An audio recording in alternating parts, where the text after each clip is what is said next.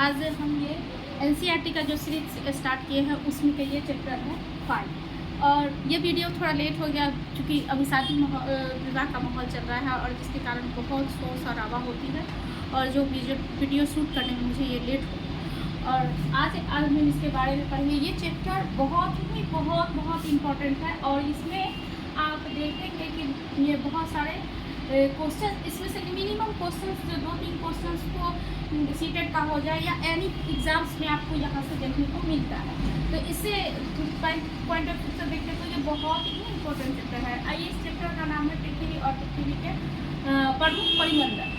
और परिमंडल के बारे में हम जानेंगे। इसमें 3 होते हैं, जो भूमिमंडल, जलमंडल, वायुमंडल।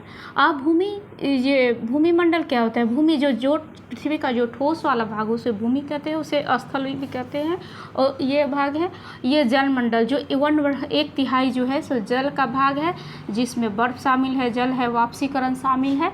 और उसके बाद आप देखेंगे वायुमंडल। ये तो यहाँ से तो आप देखिएगा ना, सीटेट का भी जो एग्ज़ाम आपको पता है कि जुलाई में सीटेट का एग्ज़ाम होने वाला है और सेकेंड पेपर का बहुत ही रिज़ल्ट कम आता है। और ये अगर आप मेरे हिसाब से अगर आप देखिएगा तो 6 चैप्टर से ही इसका 20 क्वेश्चंस, अगर ज्योग्राफी का जितना है सो बहुत सारे क्वेश्चंस यहाँ से लेते हैं। और यहाँ से तो इतना मतलब सीटेट का समझिए ये फेवरेट सब्जेक्ट, मतलब ये पोर्शन उसका बहुत फेवरेट है। यहाँ से तो वेरी ये जो है ना वेरी इंपॉर्टेंट है। यहाँ से पिछले बार भी क्वेश्चन पूछे, हर बार 1 से 2 क्वेश्चन यहाँ को देखें, या तो ये ऑप्शन के थ्रू में किसी तरह से आपको हेल्पफुल रहता है और या तो क्वेश्चन डायरेक्ट क्वेश्चंस भी आते हैं। पिछले बार ये पूछा हुआ था कि वायुमंडल में कितने मतलब ये ऑक्सीजन की मात्रा कितनी है, नाइट्रोजन की है कारण, तो ऑक्सीजन की मात्रा 21% है, इसका 78% है। और ये कार्बन डाइऑक्साइड अन्य को 1% में ये शामिल है। ये इसके बारे में आप जानेंगे कि ये भाग है। वायुमंडल क्या है? ये पृथ्वी होता है और ये पृथ्वी सूरज का चक्कर लगा ले, मान लीजिए यहाँ पे सूरज है, यहाँ पे सूरज है, ये जो पृथ्वी चक्कर लगाती है तो इसमें एक लेयर बना हुआ है, इसी को वायुमंडल कहते हैं। ये वायुमंडल होता है। ये बहुत फ़ायदे होते हैं। आगे चलेंगे तो इसके बहुत सारे डीपली वायु के मंडल के बारे में पढ़ेंगे। अभी तो हम ऑल ओवर जो है एक नीचे का जो बेसिक है वो स्ट्रॉन्ग कर रहे हैं, तो आप ये पढ़ते चलिए। उसके बाद हम इसके बारे में डीपली ये देख लीजिए। उसके बाद हम आगे इसका आप ये देखना चाहते हैं, इस डायग्राम को आप एक बार स्क्रीनशॉट लेंगे तो ले सकते हैं। देखिए, भूमिमंडल में चट्टान और मिट्टी के जो परतें होते हैं ये दोनों से भूमिमंडल में ये होते हैं। ये इस दोनों में जीवों का पोषक तत्व पाए जाते हैं। अब जानेंगे पृथ्वी की ऊपरी सतह के बारे में, जिसकी पृथ्वी होती है उसमें 2, जो एक स्थलीय होगा और जलाशय होगा। इसमें क्या होगा? महाद्वीप। देखिएगा, महाद्वीप का कॉन्सेप्ट और महासागर का कॉन्सेप्ट यहीं से निकलते हुए जाएंगे। और बेसिक से आप जाइएगा तो ये महासागर, महाद्वीप, बहुत सारे बच्चे को ये कन्फ्यूजन आता है, महाद्वीप क्या है, महासागर क्या है, तो यहाँ से आप ये समझते चलिएगा। तो ये दोनों यहाँ से निकल के हैं, इसमें और कुछ ज़्यादा तो है नहीं, ये देख लीजिए। उसके बाद मैं आगे इसका क्लियर करके बताती हूँ।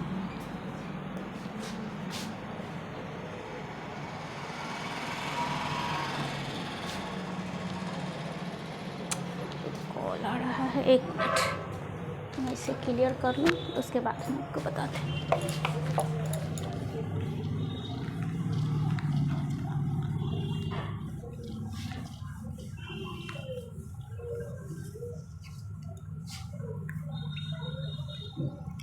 देखिए, विश्व का लिख सकते हैं, विश्व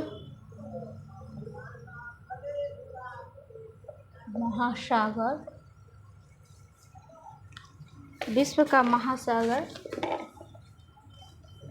आपस में एक दूसरे से मतलब जुड़े हैं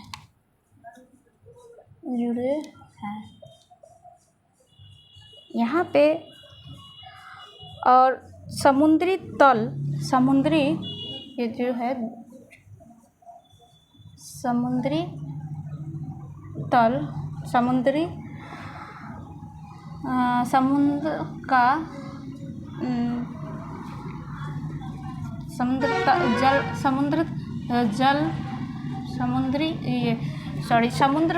तल का जो जल होता है, तल का जल वो सभी जगह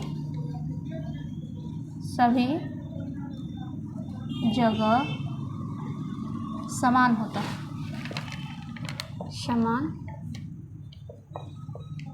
होता है। अब इससे समुद्र से, इसी से हम सभी का ऊंचाई जो भी है स्थल की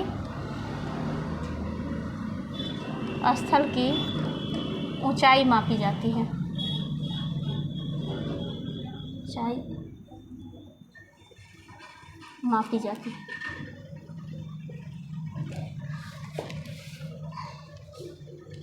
और जिसे इस ऊंचाई मापी जाती है, और समुद्र तल का जो होगा, समुद्र तल को क्या मानते हैं, उसे कहते हैं, उसे हम शून्य, समुद्र तल जो मानते हैं, समुद्र तल मापने में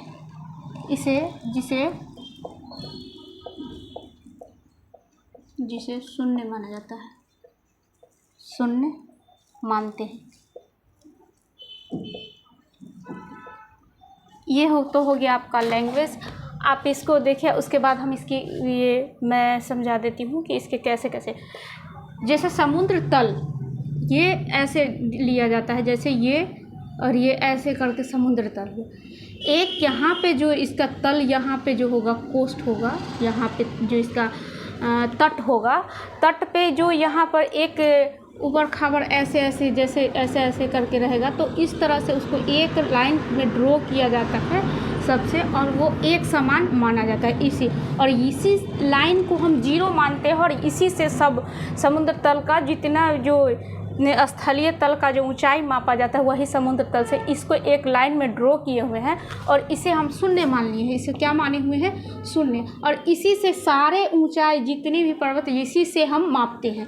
तो ये हो गया ये समुद्र, इसके समुद्र तट, इसके गत, ये सब बहुत आगे फिर चलेंगे तो सब हम बताएंगे ही, लेकिन अभी छोटा ज़्यादा बीच में मैं डीपली चली जाऊँगी तो फिर और हौस बौस हो जाएगा, इसलिए आप इतना ही नोट कर लीजिए। और उसके बाद मैं आगे इसको क्लीन करके इसके आगे लिखाती हूँ।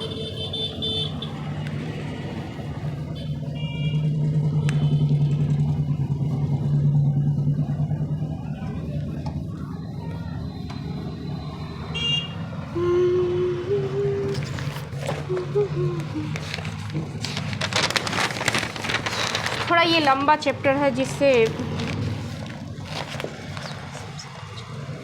अब जानेंगे कि विश्व का सबसे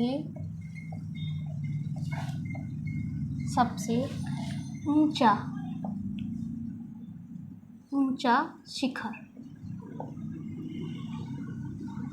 शिखर कौन सा है? इसको हम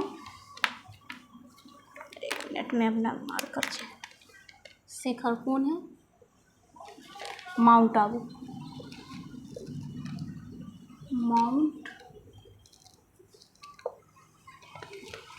माउंट एवरेस्ट, सॉरी मैं माउंट आबू बोले, माउंट एवरेस्ट।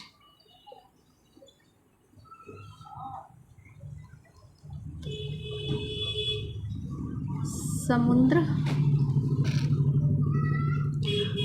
तल से कितना? 8848 मीटर। ये नोट कर ले। यहाँ से क्वेश्चंस बनते हैं और ये आपको ये याद रखने पड़ेंगे, और ये नोट्स कर लीजिएगा। और मैं कोशिश तो इसीलिए यही करती हूँ कि मैं वीडियो को जितना हूँ छोटा बनाऊँ, ताकि आप बार बार इसको रिवीजन कर लीजिए। सबसे मोस्ट इम्पॉर्टेंट होता है कि पढ़ाई तो सभी करते हैं, किए जाते हैं, लेकिन रिवीजन नहीं करते हैं। और रिवीजन किए तो एक बार में आप अगर इसे बार बार देखेंगे इस वीडियो को, तो वीडियो के फॉर्म में क्या होता है ना कि हम लोगों की टीचिंग ट्रेनिंग में एक पढ़ाया हुआ रहता है कि आप अगर विजुअल के साथ अगर मान लीजिए आप देखते हैं, ये साथ में देखते हैं, तो ये आपके माइंड में जो है इसे 50% जाता है। अगर आप इसको और रिटन में करेंगे तो और अधिक जाएगा, ये 70 तक ये आपके माइंड में चला जाएगा। इसी तरह से आप कॉन्सेप्ट क्लियर करते चलिए, बिकॉज आप मेन उद्देश्य है कि आपको ये याद होना चाहिए। और नहीं किसी लक्ष्य के तरफ जा रहे हैं तो आपको वो लक्ष्य प्राप्त करने के लिए आपको इतना करना पड़ेगा, और वो आपकी मंजिल तक पहुंचाएगा। और एनसीईआरटी बहुत इम्पोर्टेंट पार्ट है। और मैं खुद स्टडी कर रही थी उस टाइम में मैंने देखा है इससे बहुत सारे क्वेश्चंस आते हैं। और हम लोग यही 6th क्लास से ही आप ये पूरा आप सीरीज़ देख लीजिएगा ना, 6th क्लास चैप्टर का ये ज्योग्राफी का, तो आपको पता चलेगा यार ये क्वेश्चन तो यहाँ से थे, यहाँ से 6 हम 9th 10th में लगे पड़े रहते हैं। तो आप ये पहले देख लीजिएगा, उसके बाद आप एक चीज़ और नोट कीजिए, विश्व का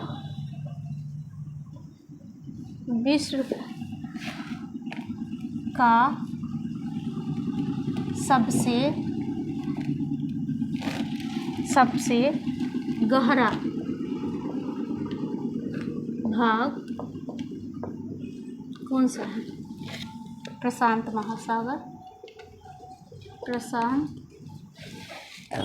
महासागर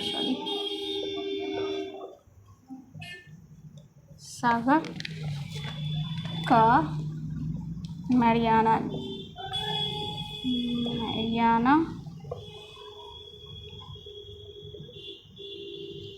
गत। आप ये देख लीजिए ये चीज़ को। आप ये गत जानते हैं क्या होता है ये गत? अब यहाँ पे आप सोचते होंगे, एक डाउट आपके मन में आता होगा कि आपने कहा कि समुद्र तल पे तो सभी बराबर होते हैं, तो फिर ये गहरा क्या होता है? तो ये जो समुद्र तट का ऐसे कोस्ट होता है, ये कोस्ट, ये और यहाँ पे जो ये लाइन होती है, ये यहाँ पे आप देखिएगा तो यहाँ पे जिगजैग टाइप का बना हुआ रहता है, कभी उबड़ खाबड़ ऐसे करके जाता है, जो बाद में आप 11th 12th में ये पढ़ना है। तो ये जब समुद्र तट को जो मैपिंग करते हैं, तो ये जो उबड़ खाबड़ जो ये एक लाइन ड्रॉ किया जाता है सबको मिला के। ये हो गया समुद्र तल, इसी को समुद्र तल करके हम यहाँ से इसको 0 से मानते हैं। लेकिन ये इसी को गत कहते हैं। गर्त जो है ये गर्त कहते हैं, इसी को गर्त कहते हैं। और ये इस तरह से, और इस सभी के बारे में आप जानिएगा, लेकिन अभी आप इतना ही जान लीजिए। यहाँ पे आपको एक कन्फ्यूज़न होगा या डाउट जो होगा सो मैंने क्लियर कर दिया है। अभी चैप्टर के आगे में हम बढ़ते हैं और कुछ एक ड्यूनो हम साथ में करते हुए चलते हैं, बिकॉज ड्यूनो से भी क्वेश्चंस आते हैं बहुत ज़्यादा। पहले तो मैंने देखा है चैप्टर से वहीं से क्वेश्चन ज़्यादातर उठा के दे दिए जाते थे, और अभी कुछ पैटर्न चेंज हुआ है, लेकिन मैं उसको करवाते चलूँगी। मैं ये नहीं है कि आप ये कर लीजिए बाद में मैं ड्यूनो करा दूँ, ऐसा मैं नहीं कर, साथ में हम लेते हुए चलेंगे। ड्यूनो में देखिए क्या है आज का इस चैप्टर का ड्यूनो।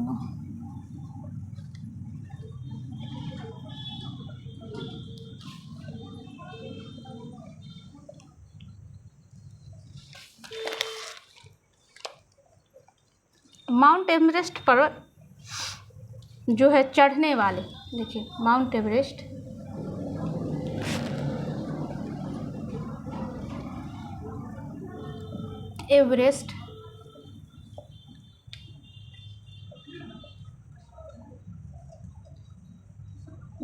है आप लोग माउंट एवरेस्ट पर चढ़ने वाले पहले व्यक्ति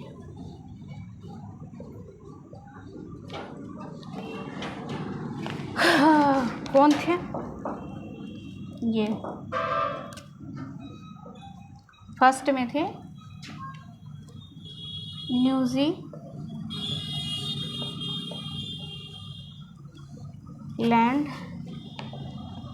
के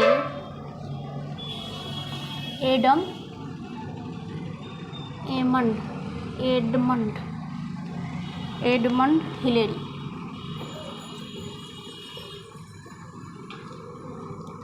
और भारत के जो हैं वो कौन थे?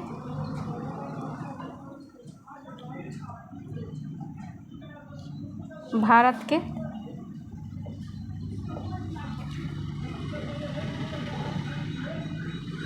तंजिंग शेरपा।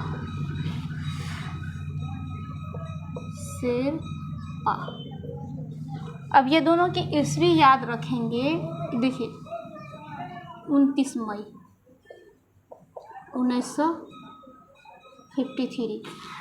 एक चीज़ देखिएगा, जितने भी जो माउंट एवरेस्ट पर चढ़े हैं सभी का देखिएगा वो मई के महीने में ही गए हैं, क्योंकि इस महीने में गर्मी होती है और ज़्यादा अच्छा। ये दोनों जो हैं ये गए हैं। ये आप आगे देखेंगे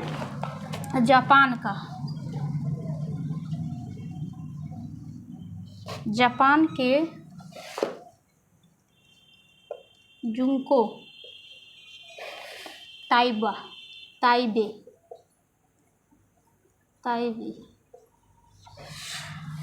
ये विश्व की पहली महिला थी। विश्व की पहली महिला थी। इसका सन ईस्वी क्या था? 16 मई 1975। ठीक है, इससे क्या साबित हुआ? यह विश्व की पहली महिला थी, तो ये दोनों पुरुष थे। तो ये दोनों जो पहले जो गए थे ये दोनों पुरुष थे।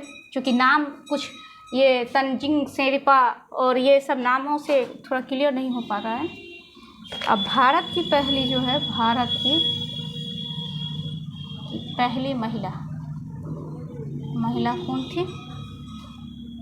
बिछेंद्री पाल। ये नाम तो बहुत फेमस है, आप लोग ने भी पढ़ा होगा, बिछेंद्री पाल। और ये कब गई थी? 23 मई 1984। ठीक है, अब एक बार फिर से हम इसको रिपीट। माउंट एवरेस्ट पर चढ़ने वाले पहले व्यक्ति में ये दोनों आ जाएंगे। ये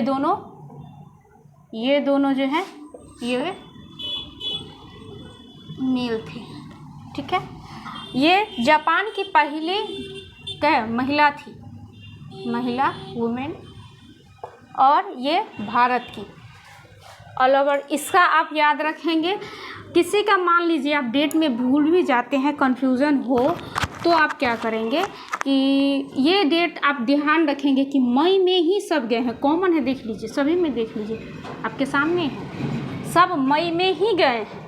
और ये भारत और न्यूजीलैंड के तो दोनों एक ही डेट में गए हैं और एक ही ईस्वी में भी गए हैं।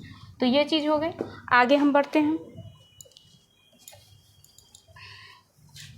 ये चैप्टर थोड़ा बड़ा है, थोड़ा आप पेशेंस रखिएगा, बिकॉज बिना धीरे धीरे तो ये सब चैप्टर पढ़ने की आदत होगी। उसके बाद ये चैप्टर थोड़ी ना चलेगा, ये टॉपिक वाइज उठा के लिया जाएगा, क्योंकि धीरे धीरे जैसे ऊँचे क्लास में आप जाएंगे तो उस तरह से आपका थे जाए।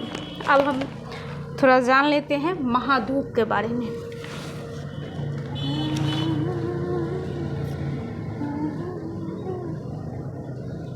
महाद्वीप, आपको पता है कि महाद्वीप कितने हैं? चलिए हम बता देते हैं, 7 हैं। और महासागर कितने हैं?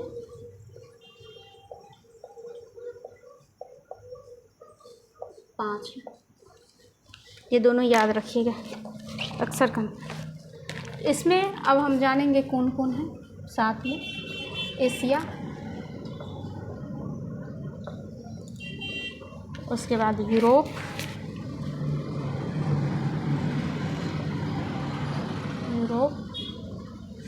उसके बाद अफ्रीका, अफ्रीका, उसके बाद आपको उत्तरी अमेरिका,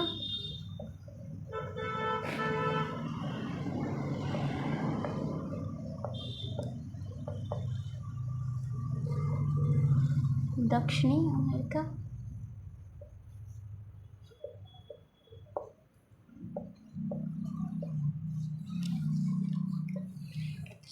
उसके बाद आता है लास्ट में अंटार्कटिका।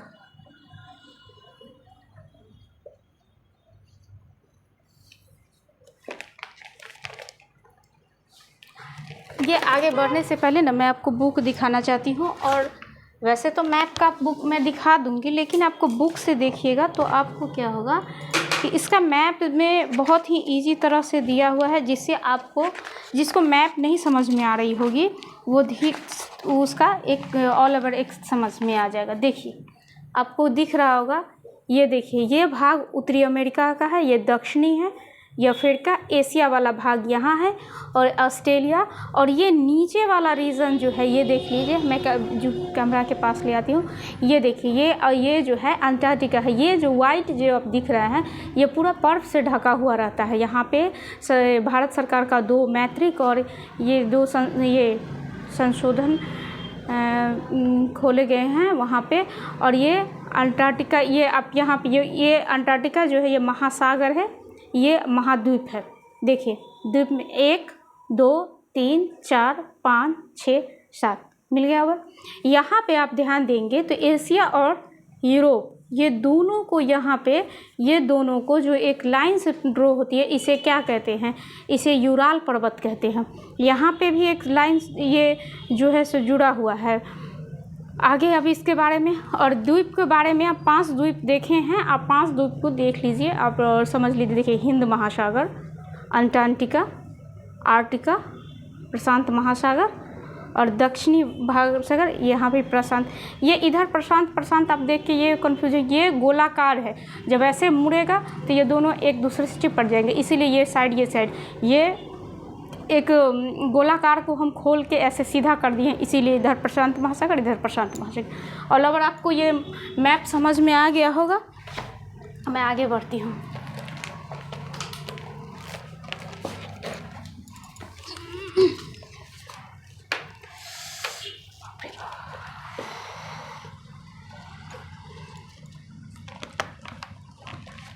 यहाँ पे एक नोट करके आप लिख सकते हैं। ये सब जो है द्वीप क्या है, स्थल है। इसका जो है ये देखिए स्थल का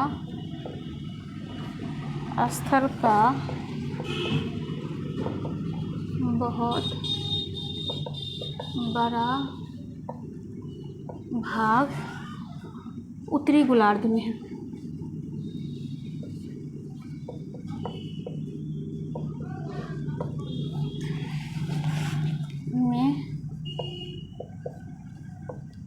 पाया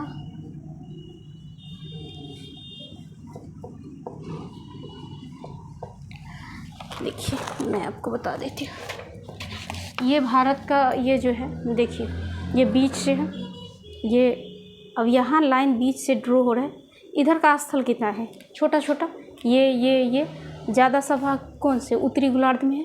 तो यही से क्या यहाँ पे यही कहा गया कि बहुत बड़ा भाग जो है उत्तरी गोलार्ध में स्थित है। ठीक है, अब हम इसको मिटा देते हैं, आगे हम आपको चलते हैं। बड़ी गर्मी है भाई। अब हम बारी बारी से सबके बारे में पढ़ेंगे। एशिया के बारे में पढ़ेंगे और एशिया में क्या बेनिफिट है क्या नहीं है। 1 मिनट में पानी पीएंगे। अब हम ये विश्व का सबसे बड़ा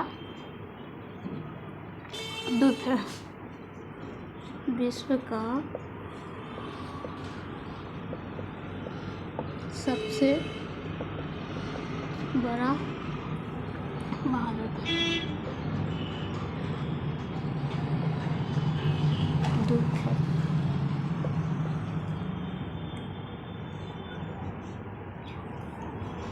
पृथ्वी का कितने भाग में? पृथ्वी का 1/3। ये पूर्वी गोलार्ध में इसकी स्थिति जानते हैं। पूर्वी गोलार्ध, जैसे भारत के गोलार्ध को ऐसे भाग में बांटेंगे तो इसी एरिया में पड़ता है, पूर्वी गोलार्ध में। ठीक है। कर्क रेखा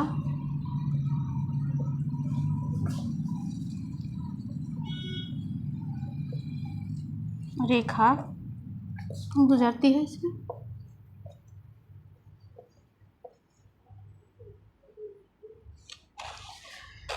हाँ, एशिया के पश्चिम में यूराल पर्वत है। यूराल पर्वत जिसका हम आपको इंडिकेट करके बता चुके हैं, जो एशिया, मैं इसमें ये थोड़ा लाइन यूज इसलिए कर रही हूँ कि चूँकि ये लाइन से क्वेश्चंस ये ज्योग्राफी में यहाँ से डाले जाते हैं, इसीलिए मैं लाइन से, ताकि आपको ऑल ओवर थोड़ा अंदाज़ा रहे। एशिया और यूरोप को अलग करता है। यूरोप को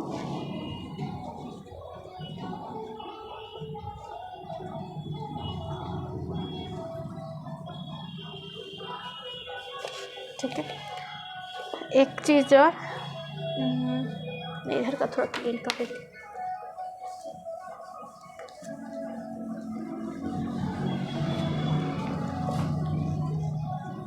देखिए, यूरोप एवं एशिया, ये दोनों का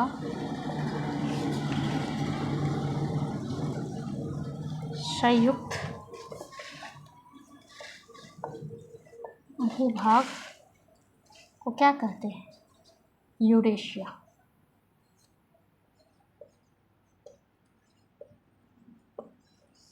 यूरेशिया यानी कि यूरोप प्लस एशिया। एक बार मैं रिपीट कर देती हूँ। देखिए, एशिया जो है, एशिया विश्व का सबसे बड़ा महाद्वीप है। महाद्वीप और द्वीप, ये भी बाद में कॉन्सेप्ट, 7 महाद्वीप है। द्वीप तो छोटा छोटा जो होता है उसी को सबको मिला के एक महाद्वीप बन जाता है। और पृथ्वी के ये कितने 1/3 यानी कि 3 भाग, 1/3 भाग में ये स्थित है। पूर्वी गोलार्ध में है। इधर का इसका, इधर में एरिया में जो है ये इधर है। कर्क रेखा इससे होके गुजरती है। चूँकि ये है तो कर्क रेखा 33 डिग्री है तो कर्क रेखा है। बाकी ये तो भूमध्य रेखा के बीच में आ जाएगा। उसके बाद यहाँ पे मकर रेखा नीचे, तो कर्क रेखा ही जाएगी। ऑल ओवर ये भी आपको समझ में आ गया कि एशिया के यूराल पर्वत पश्चिम में है। पश्चिम में इधर ईस्ट हो गया, यहाँ पश्चिम में इधर, यहाँ पे है ना यूराल पर्वत।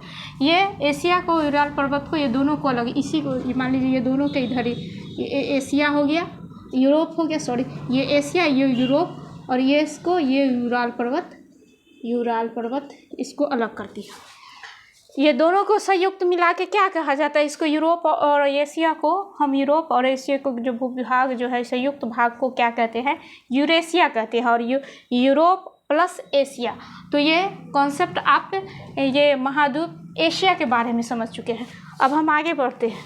ये चैप्टर थोड़ा आपको पेशेंस रखना पड़ेगा। मैं भी जल्दी करती हूँ।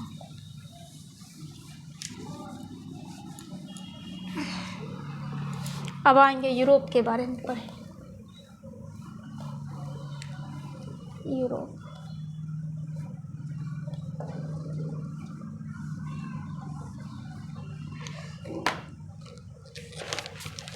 देखिए यूरोप के, ये इसका जानकर एशिया से छोटा है। एशिया से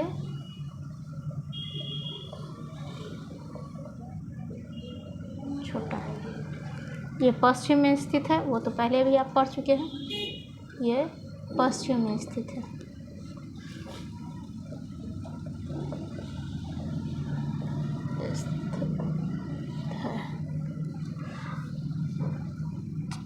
ये आर्कटिक विड्थ होकर गुजरती है। ऊपर वाला जो भाग है ये, इसमें मोस्ट इम्पोर्टेंट बात ये है कि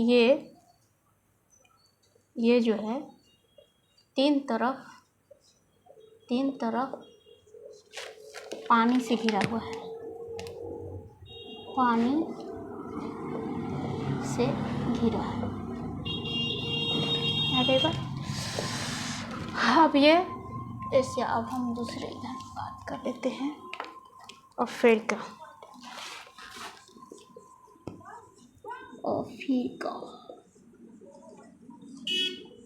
ये दूसरे नंबर, ये एशिया के बाद दूसरा नंबर पर है। ये एशिया से छोटा है लेकिन दूसरा नंबर पर नहीं है, तीसरा नंबर ये क्लियर नहीं है। अब हम जानेंगे इसके बारे में। एशिया के बाद ये दूसरे नंबर पर है, ये तो पता है। एशिया के बाद ये दूसरे स्थान पे है, ये है। अब विषुवत रेखा, विषुवत विड्थ 0 डिग्री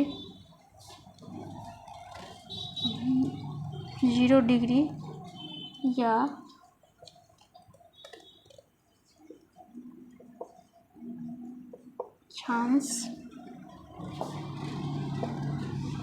अक्षांश द्वीप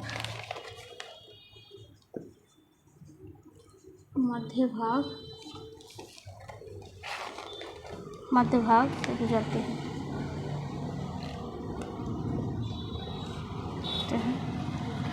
एक मिनट आप इतना नोट कर लीजिए, उसके बाद आपको मैं करती हूँ कंटिन्यू।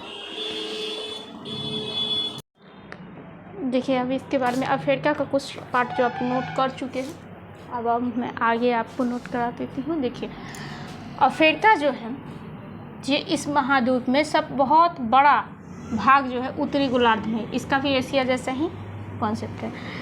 ये एकमात्र ऐसा है वेरी वेरी इम्पोर्टेंट को ये बात क्वेश्चंस है। और यहाँ देखिए जिस पे कर्क रेखा, विषुवत विड्थ और मकर रेखा ये तीनों गुजरते हैं।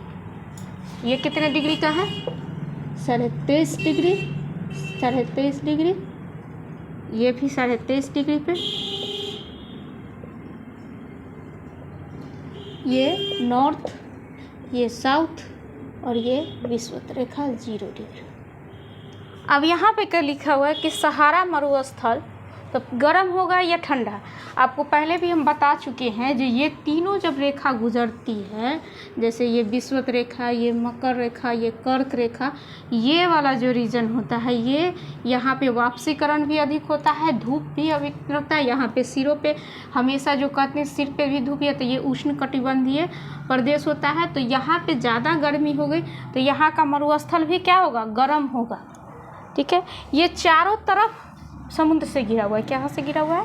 समुद्र से घिरा हुआ है। सबसे लंबी नदी नील नदी, ये वेरी वेरी इंपॉर्टेंट, ये भी क्वेश्चन है।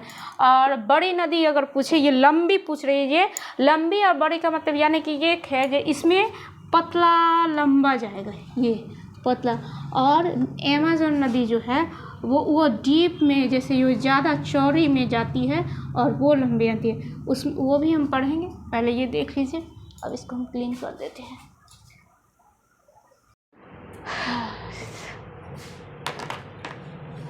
मैं आगे अब बता रही हूँ आपको। देखिए उत्तरी अमेरिका और दक्षिण अमेरिका, आप मैप में आप देखे हैं कि एक ऊपर में है एक नीचे में है। ये तीसरे नंबर की क्या है? महाद्वीप है। ये जो है तीसरे नंबर का महाद्वीप है। यहाँ पे मैं देख देती हूँ आपको, तो द्वीप और महासागर में अक्सर लोग कंफ्यूज हो। तो ये तीसरे नंबर का महाद्वीप हो गया। ये दक्षिण अमेरिका को एक सक्रिय स्थल से जोड़ती है। आपको पता होगा ना, ये ऐसे ऐसे करके ऐसे ये ऐसे आती है और यहाँ से ये ऐसे ऐसे करके ऐसे, ये सक्रिय रास्ते को जो जोड़ती है। आप ये देख रहे हैं कि आप यहाँ पे जो है उत्तरी अमेरिका और दक्षिण अमेरिका, ये दोनों के बारे में हम जानेंगे, ये दोनों महाद्वीप के बारे। ये क्या है, तीसरा नंबर पर का ये है। आपको पता है कि फर्स्ट नंबर पे कौन था, एशिया था, दूसरे नंबर पर अफ्रीका और तीसरे नंबर पे उत्तरी अमेरिका है। ठीक है, अब ये दोनों के बीच का जो ये सकरा रास्ता को इसको कहते हैं पनामा स्थल संधि। उत्तरी एवं पश्चिम गोलार्ध में स्थित है। ये उत्तरी एवं पश्चिम का है कि ये ऊपर भाग और में और कुछ भाग जो है ये ऐसे ऐसे जो है, तो ये ऐसे, ये उत्तर इधर में भी है, उसमें पश्चिम के एशिया में इधर इधर इधर और ये दक्षिण में भी, तो ये स्थित है यहाँ पे बीच में। ये ऐसे इसका भाग जो ये है, ये देखिए इधर साउथ में ये नॉर्थ और ये वेस्ट में स्थित है। ये तीन तरफ पानी से घिरा हुआ है। ये यहाँ ये तीन तरफ पानी से घिरा हुआ है। इसके ये मोटा मोटी ये इसमें इम्पोर्टेंट आपको ये याद रखना है, ये पनामा संधि सॉरी। ये दक्षिण अमेरिका में अधिकांश भाग जो है दक्षिण गोलार्ध में, ये तो आप देख ही रहे हैं कि नीचे वाले भाग में है।